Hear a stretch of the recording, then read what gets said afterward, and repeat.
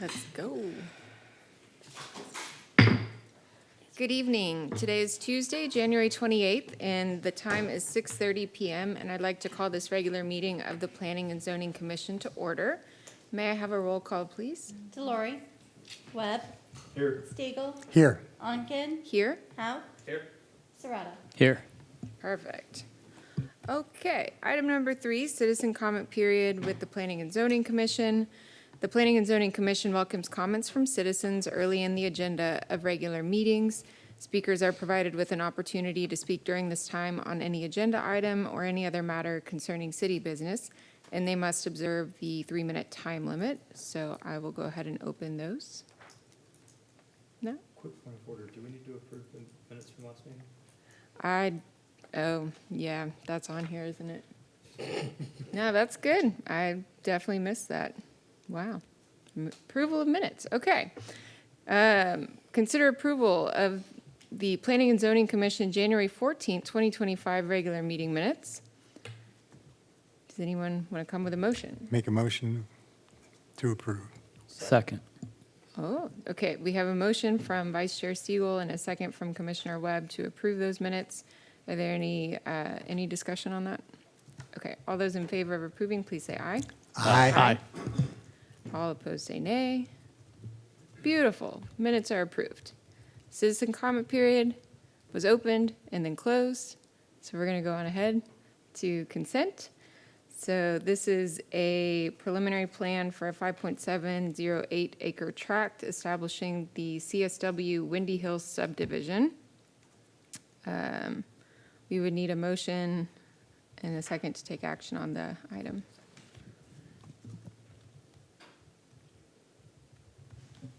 Okay, I'm going to make a motion to approve the consent agenda. Second. Okay, so we have a motion by myself and a second by Commissioner Serrato to approve the consent agenda item. Is there any discussion on that motion? Okay, all those in favor, please say aye. Aye. All opposed say nay. Great, okay, consent agenda is approved. And then next we have staff reports and presentations. Receive a staff report and hold discussion on a couple items. Mr. Lutz. Good evening, Mayor. Chairman, Commissioners, force of habit. So staff report real quick tonight, a couple of things to just go over with y'all. We've been recently reviewing some of our road construction projects. Staff has identified some changes that we would like to move forward with. One of those would be a road naming change, and this is for South Goforth Road. You can see there's some future road construction realignment. So you see the existing South Goforth Road section. That road is going to continue on up and then tee into the blues on the plan northeast. So the existing Goforth Road in that area does need to be renamed to alleviate issues with 911 confusion, double streets. So there are about 75 homeowners on that street. We'll have to be notified. I'm sorry. Sorry, just to correct, it's only the South Goforth Road portion will be renamed, which is hooking up with Yarrington. The existing Goforth will not be renamed. Sorry. Yes, we talked about sorry. Just to clarify, so we're not proposing to change anyone's address. It's just renaming portions of South Goforth that kind of go through that industrial area at South Yarrington Road there, which is the existing blue, and then the new red will be the new street name. And so as part of this, we also identified other roads that kind of have alternate between city and county responsibility or ownership. That's either because we annexed adjacent land for development, only took in portions of roads. Laws changed in 2015 on if you annexed next to adjacent to a county road, you had to assume responsibility. So we kind of have a little hodgepodge of who is in control of those roads. So it does create confusion during 911 calls. The responding agencies, who does that get routed to? Is that the city of Kyle? Is that Hays County? So we've identified about 3.6 miles of road that we would like to look to annex. It's Bunton Lane, Daisy Lane, FM 150, FM 2770, and then South Old Stagecoach Road. Again, this will clean up ownership of the row, and then we would just annex these portions here. So Bunton would be looking at these two stretches, Daisy Lane around the bend, FM 150, this section here. You can see Kyle ETJ is the yellow, so we'd bring that into the city. And then FM 2770, and then these portions on Old Stagecoach Road. So we'll go through the annexation process for these. And then next steps regarding the road naming, we'll talk to council. We're going to look at doing a survey for citizens, providing an opportunity to participate in that road naming process. And then once we have a list of viable names, we'll either do some kind of survey or vote and let folks have a chance to participate. So we're going to initiate those annexation processes on the roadways. Don't have a time frame set in stone right now, but as we move closer to initiating that, we'll let you know. Any questions regarding road renaming or annexations?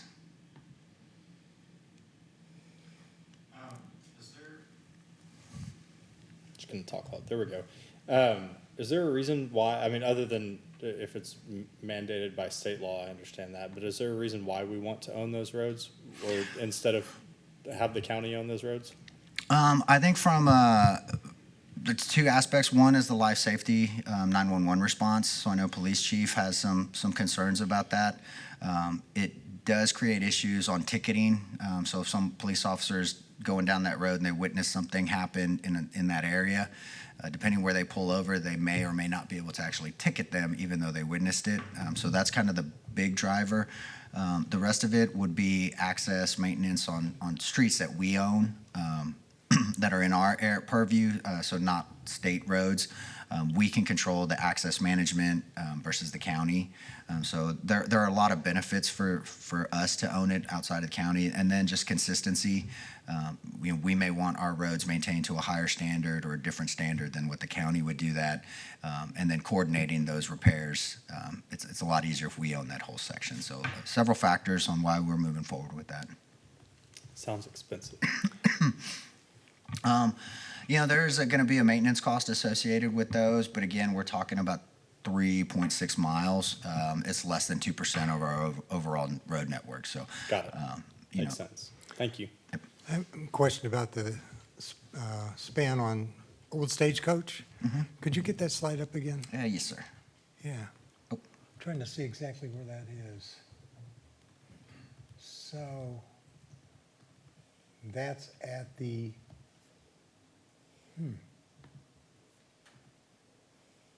This is way further south on.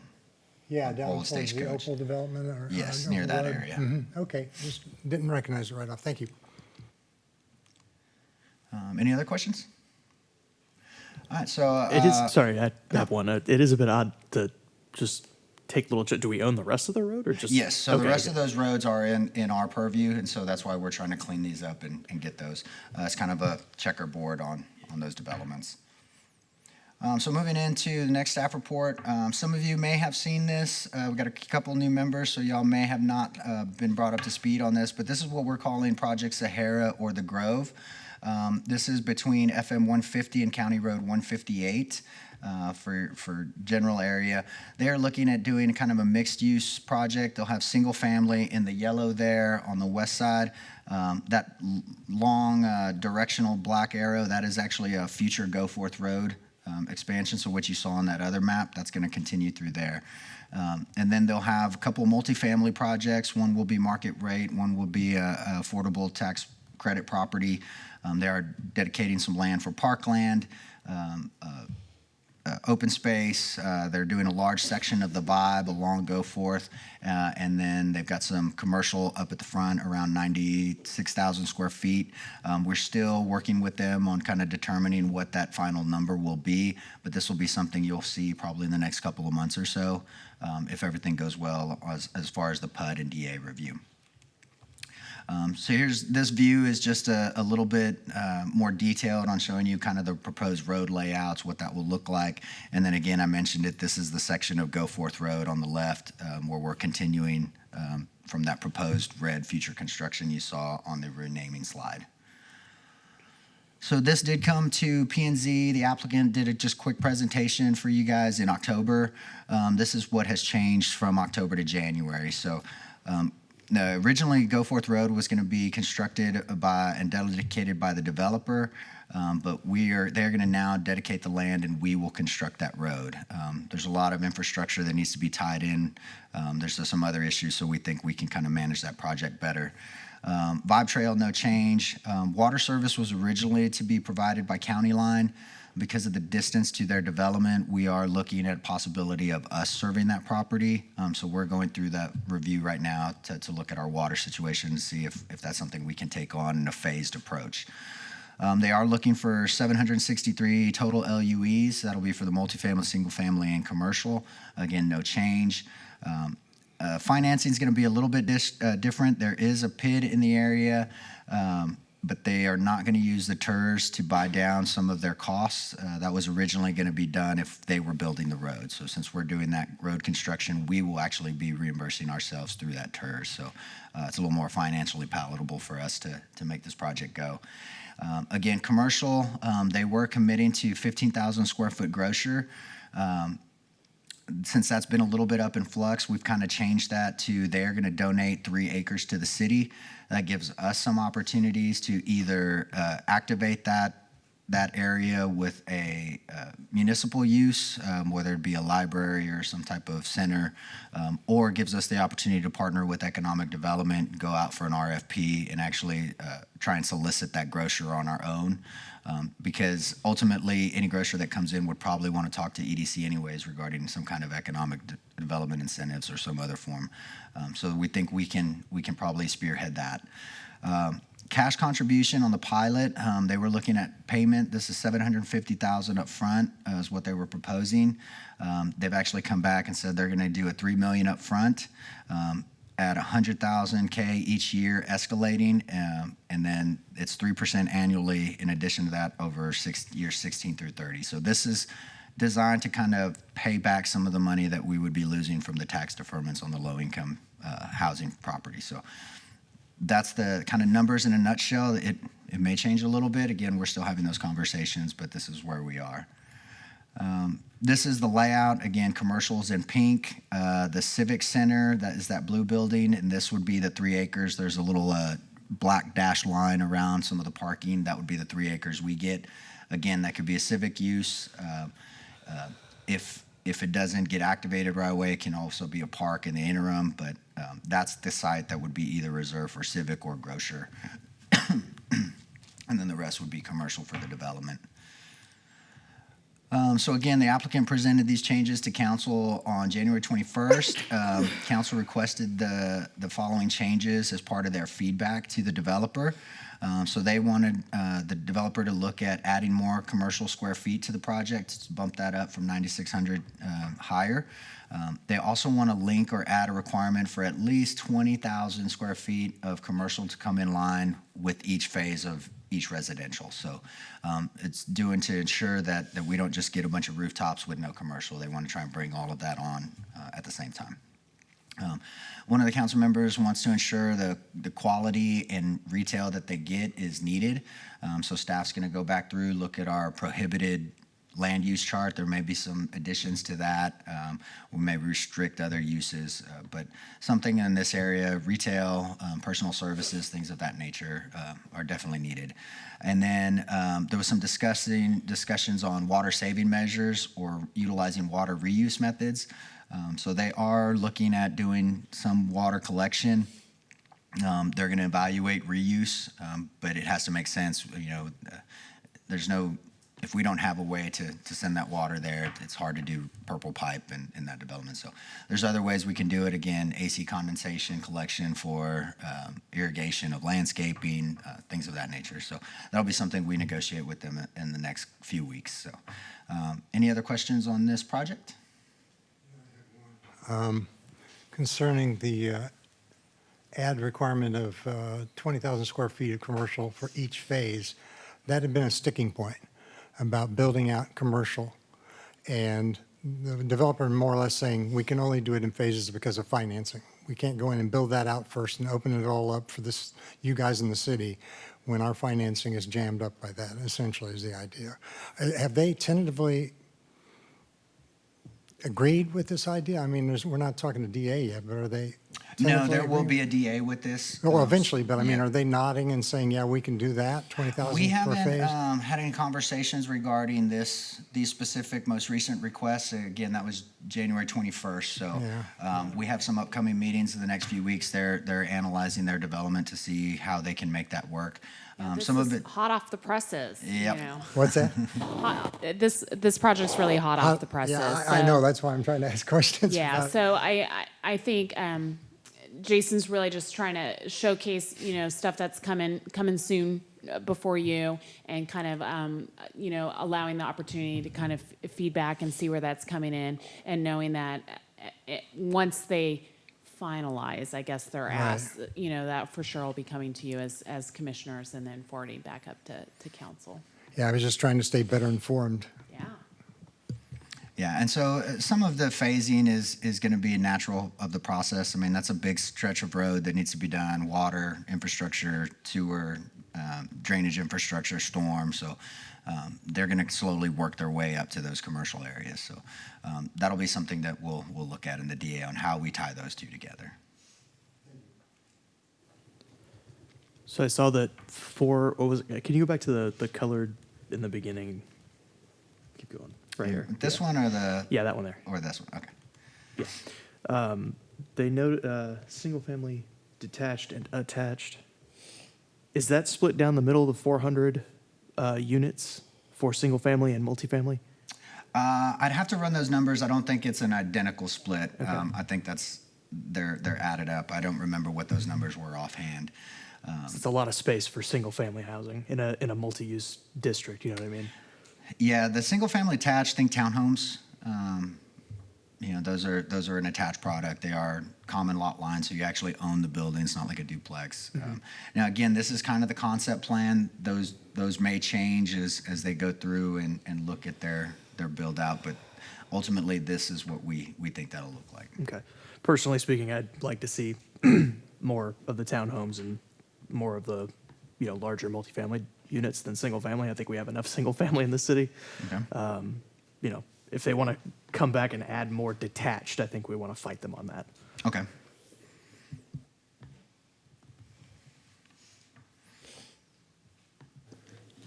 Mr. Lutz, I do have a question about the change from when we first saw it until now, specifically about the provider of the water. You mentioned that the city is going to look into feasibility for, can we do this? Can we phase it in? I know that's an important topic to a lot of people in the community right now. What happens if they decide, nope, we can't do it? If we decide we can't serve it, Yeah. then they would have to move forward with well, they have a couple options. They could wait till we get additional water supplies and infrastructure, for a few years down the road, or they can go back to their existing water provider and they'll have to construct those improvements to get to where they are. So they are currently in someone's water service area. We would have to work with them to negotiate with that provider to put them in our service area. But ultimately, if we didn't have the water, they do have an option B, and that's to move forward with their current provider. It just will be a added infrastructure cost. An infrastructure cost to them, right? Yes. Okay. And then if we provide water there as a city, then we have to build that infrastructure and maintain it, and that's all No. going into the calculations, I guess? No, about- they will still be on the hook for putting in the water and sewer infrastructure that we need to serve them. Okay. The really difference is on the road. I think we're talking there may be some stormwater that we look at designing to take on from some of them, but because the road's not built, so we need to look at that as we build it. But generally any utilities they install will be put on them. They do have abilities to seek reimbursements for certain things under the PID district. There are some qualitative, improvements that they can get credit for. Just kind of depends on who that provider is. One other question related to the construction of the road, how that's going to switch from the developer build to city build. I know that the upfront cash that they were going to give jumped from 750 to 3 million, and you mentioned that that was related to, I guess, like recouping some of those losses of, I guess, tax revenue for the affordable housings. But road construction is very expensive. This isn't a small section of road. Has the city looked at all into getting some sort of compensation from the developer for the cost of building that road? Because they were going to do it before. I think we've looked at several things. It's kind of a big question. There's a lot going into, the road itself. Getting the road constructed in a timely manner, I think from a city standpoint, is vital. This is our other northwest connection, so the more that we can build, the faster we can build, I think benefits everybody. I think if the road costs were put on the developer with the, kind of moving money around from pot to pay that, it puts less on our plate, but I think it also kind of hinders their own ability to kind of develop at a faster pace. So I think through all the discussions, we just felt like this was probably the best option. Gives us control of the road. Goforth is going to be a unique road. There's multiple sections that look very different. So as you go up it, you're going to see different cross sections. So what you see at Yarrington is not going to be what's continued all the way through the development. This is an enhanced section. There's a transition on the Waterstones to the south of that. It's going to look a little bit different than this. So. Yeah, I will say this road is also part of TERS number 4. That's a joint county city TERS district, which was really set up to support the development of this roadway. That's part of our transportation master plan as well. So the city is absolutely being a partner on this with the county on utilizing those TERS monies for that. And then the developer will be donating the right of way for this too at no additional cost for the city. So this is a roadway that we won't have to use eminent domain for this portion of the right-of-way construction, I guess. So it is supposed to be a kind of a partnership for this to develop through here. Madam Chair? I have just a point I would make is, I'm speaking for myself, but I think it's been true over time, knowing other folks who've served on the commission, that looking at the DA is not, creating it is not our issue. That's the council and the city management to do the development agreement. However, my experience is that the more P&Z can contextualize a project, looking at the various phases and sections, we can rationalize it better about what are we looking at here, and does this, best we know, does this really follow the development agreement, or is this something now it's become something that maybe is not, that we want to take a closer look at, as a Planning and Zoning Commission? I think it'll follow the development agreement because the DA is still in flux.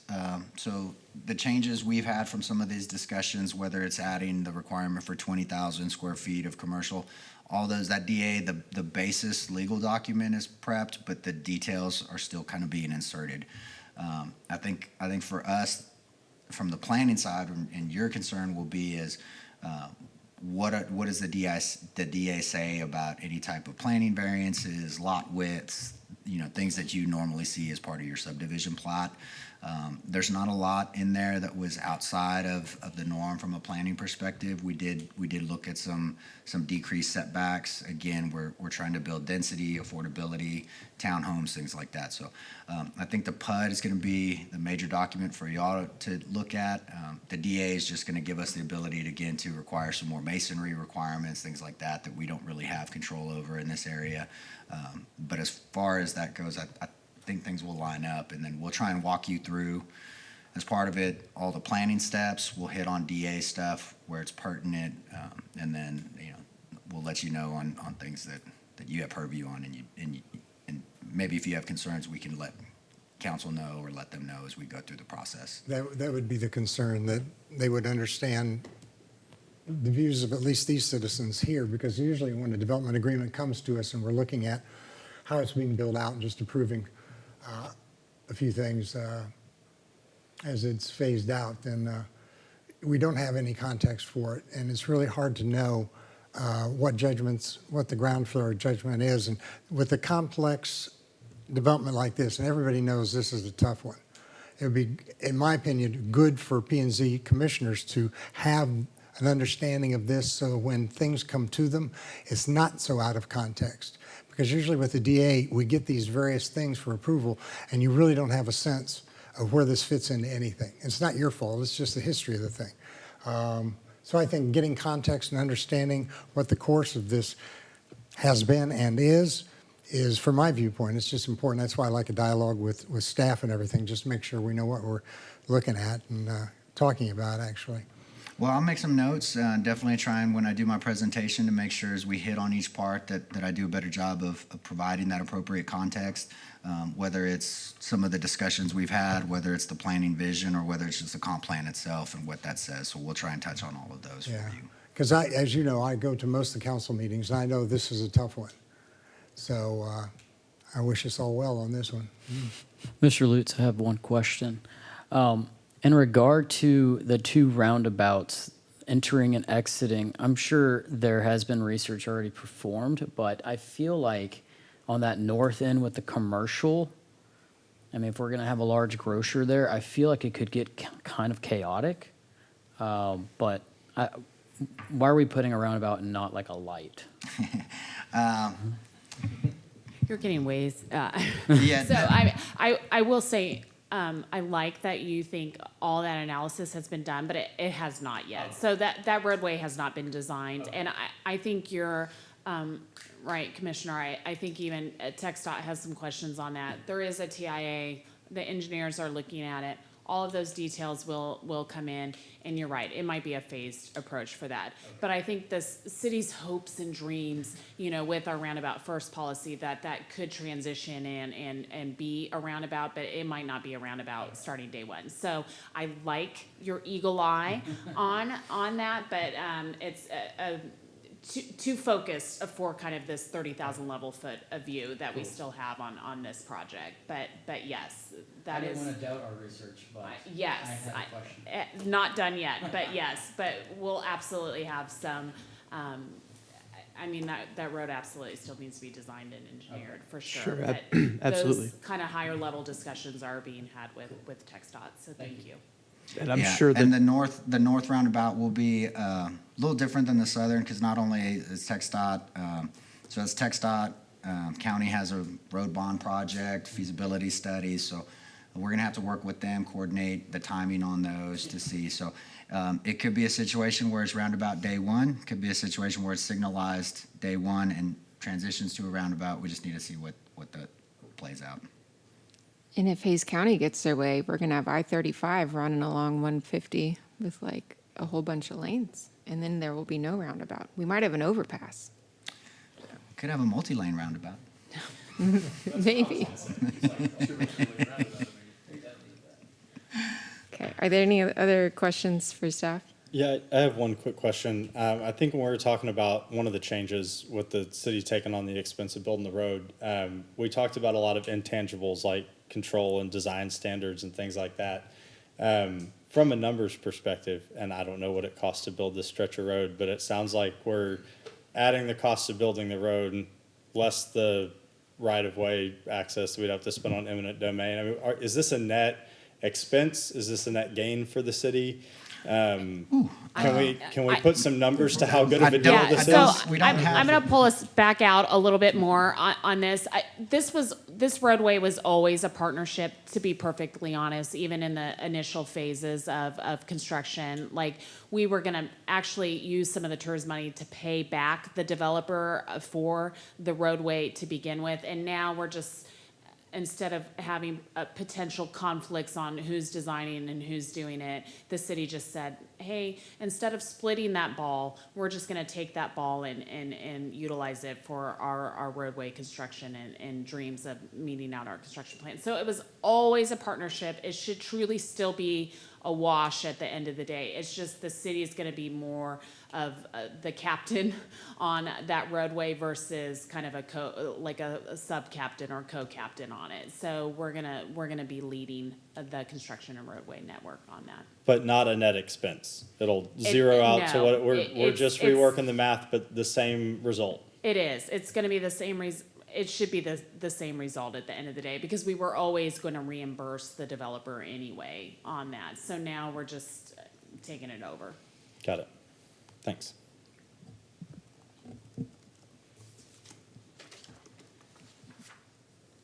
Thank you. That it? I got more.